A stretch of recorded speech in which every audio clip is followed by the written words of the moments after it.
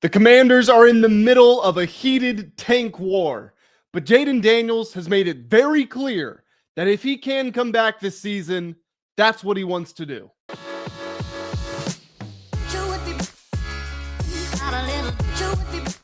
What's going on, everybody? Welcome back to the Full Command Show. My name is Grant Mitchell, and we're here back to talk about Mr. Jayden Daniels, the Denver Broncos game, the tank off, and a whole lot more. Guys, we are going to reference some quotes that Jayden gave while handing out food at a Commanders team event on Tuesday. We're also going to look ahead to the weekend, and then, like I said, take a little recap, a little review on where we are in the race to get a strong draft position, why that could be changing, and what our outlook should be for the rest of the season. So guys, gather around. This is going to be the final video before we're all carving up the turkeys, the hams, the rib roasts, everything that was in the comment section yesterday. You guys made me so hungry, and it's my own doing because I asked you for your favorite sides and everything, but man, was I hungry. Can't wait for tomorrow, but that's tomorrow. We're still in today, and got to make sure that you guys are up to date with everything that is going on with the Commanders. So if you're new around here, make sure that you do hit that subscribe button. In the spirit of it being Thanksgiving, as I am so grateful for all of you, I would be extremely grateful if you would do me a favor and hit the like button on the video. That is the number one way you can support me, the channel, and the content. And in the spirit of Thanksgiving, I do want to give a reminder that if you join the Full Command Discord, link to join at the top of the description, you can become eligible for monthly giveaways. I gave away a Jayden Daniels Super Bowl throwback jersey last month. I do it at the end of every month, and we only got a few days left. It's only a few days left for you to potentially win whatever it is I'm giving away this month. Want to know what it is? Well, you got to join the Discord so you can find out there. Okay, so let's go ahead and let's talk about Jayden Daniels. There's been a lot of discussions. You know, this has been the most controversial topic in Commanders Nation. I picked up my mom from the airport yesterday. She's a Broncos fan. And she was asking, what's the feeling about Jayden Daniels? Is he coming back? And I said, we can't. This is no regular conversation. This is one of the fieriest topics that we have in the DMV right now. So I'm not going to say an opinion. I'm just going to read you a direct quote from what Jayden Daniels said and his attitude on potentially coming back from this injury. So let's hear from Jayden. He said, quote, "If I'm healthy and ready to go, I want to be out there. It's a day-by-day process. Kind of just getting back in the rhythm of things and the flow of things. It's my second year in the NFL. You learn a lot of different things. It wouldn't be my first time going through adversity. It's important as a player. You want to go back and play as a competitor. That's who I am." If we think back to some quotes from Dan Quinn, he said that there had not been any conversations about shutting Jayden Daniels down for the year. Now, that doesn't necessarily mean they wouldn't hold him out for the year, but it would be a week-by-week sort of deal, kind of like it was with Terry McLaurin. Yeah, they've had two opportunities to put him on IR, and they haven't taken advantage of those either time because it's a week-by-week deal. So, DQ and the coaching staff could make the decision to hold him out for the year without shutting him down for the year, if you can follow what I'm saying here. However, that seems incredibly unlikely. Now, we've essentially been promised Jayden will not be playing on Sunday Night Football against the Broncos, but it does sound like the week after against the Vikings, maybe even the week after that against the Giants, that's when the return could be happening. That's what it sounds like. That's not confirmed. So I want to roll this over from Jayden, and I want to talk about another Heisman Trophy winning quarterback from LSU who suffered his share of injuries. I want to talk about Joe Burrow, who is also on the cusp of returning. He will be playing on Thursday Night Football on Thanksgiving against the Baltimore Ravens. The Bengals are 3-8, just like the Commanders. And here's what Joe Burrow had to say. He said, "I am a football player.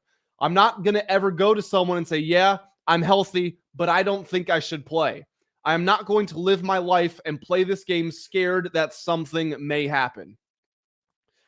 Now, there is a difference between, how do I put this? There's a difference between being too cautious and protecting a player from themselves or protecting a player from their environment. For example here, I am firmly of the belief Jayden should not have been in the game against the Seahawks when he got injured. That is my belief. There was no reason to have him out there down 38-7, I think the score was, in the fourth quarter, just totally unrealistic. He's not getting any better. He's been pretty bad that game. He's not getting any better. The team has no chance of winning. There's no, and he's at an increased risk of injury because he's been running around scrambling for his life all game. So that's protecting the player from themselves. I'm not going to lie to you guys and say that I will acknowledge the fact that losses are in our best interest. That's what I keep coming back to. We want a good draft pick, but also developmental reps for Jayden are in our best interest. And if he's healthy, like Joe Burrow said, like Jayden said, I'm a competitor. I want to be out there. It's difficult to have a fully healthy quarterback with 6 games left in the season and say, yeah, we're just going to put you on ice. I get it. Okay. I 100% get it. The concerns, the fears. I don't want to play against the Broncos because the Broncos generate the most pressure in the NFL for a guy who's had several injuries this year. And when there's pressure seems to be inclined to scramble, that leads to the opportunity for injuries. It makes sense to hold him out of this game, but to hold him out for the entire season would be a tough look.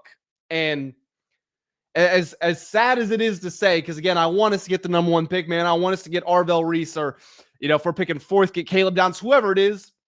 If Jayden comes back and he wins us a couple of extra games, but he finishes the season looking really good, he's able to stay healthy, that's to the benefit of the team. We're able to get better evaluations on the other players on this roster. We're able to see Jayden get back in rhythm. Maybe he's learned some things from his time off, and we can see him put what he's learned on the rehab table, what he's learned in practice, what he's learned in the film room, and he gets to apply it to the NFL field, then that's for the best. So, talking about this Broncos game, although Jayden will not be coming back, we do have the potential returns of a lot of players. Will Harris, Noah Brown, Drake Jackson, Treylon Burks, Terry McLaurin, just to name a few guys. None of them guaranteed to play. Will Harris seems like the most likely to be out there. I think Drake Jackson's going to be out there as well, but we just got to wait and see who is going to play. But it could be quite the swell in the return of players. Like, you'd be able to look around the roster or look around the field and say, oh, wow, I actually recognize the players out there. Half the time I'm watching, it's like, okay, well, you weren't supposed to be here and you were signed off the trash heap. You weren't signed and you came off the practice squad. We're at the point where these guys had their injuries and they're starting to work their way back. So if nothing else, that will be nice to see. Now, I don't think the Commanders have much of a chance to win. Although weirdly, I do think they could keep it close. I know that sounds weird. They don't have a chance to win, much of a chance to win. Not going to say it's impossible, but I think they can keep it close. The reason I say that is I think back to the Broncos game against the Jets in London is such a perfect encapsulation of this team. They want to win with their defense, and they can because they've easily got a top 3 defense in the NFL.